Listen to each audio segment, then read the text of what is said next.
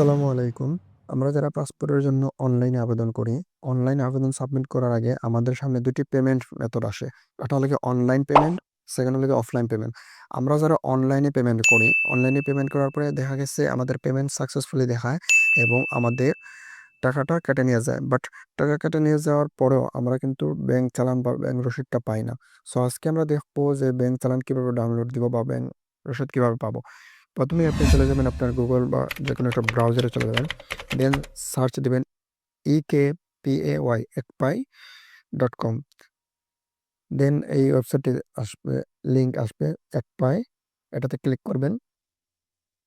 Click করার পরে এরকম একটা ইন্টারফেসে আপনাকে নিয়ে আসবে। সো এখানে আসার পরে আপনি আমি একটু মার্ক করে দেখাইতেছি। উপরে যে মেনুগুলা দেখতেছেন, হোম, টেবিল, পূর্ববর্তী পরিশোধসমূহ, গ্যালারি অনেকগুলো আছে। আপনার পূর্ববর্তী পরিশোধসমূহ এইটাতে ক্লিক করবেন।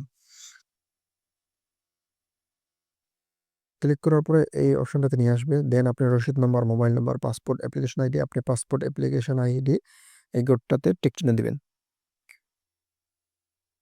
দেন আপনার অ্যাপ্লিকেশন আইডি নাম্বারটা দিবেন। আপনার পাসপোর্ট আবেদন করার পরে আপনার একটা প্রিন্ট সামারি দিছে। ওই প্রিন্ট সামারিতে আপনার ওআইডি একটা নাম্বার আছে, অ্যাপ্লিকেশন আইডি নাম্বার। আমি দেখাইতেছি, এই দেখেন। Online registration ID. সো আপনি এই আইডি নাম্বারটা বসা কপি করবেন।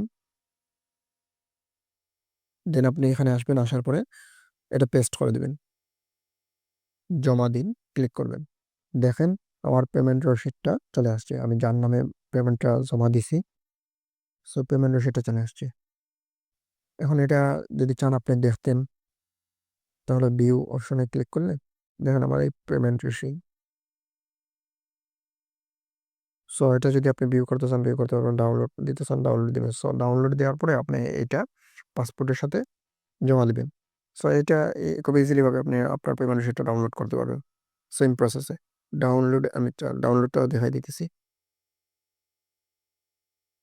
ডাউনলোডে ক্লিক করলে ডাউনলোড হয়ে যাবে। ওকে, আমার এটা ডাউনলোড ডান।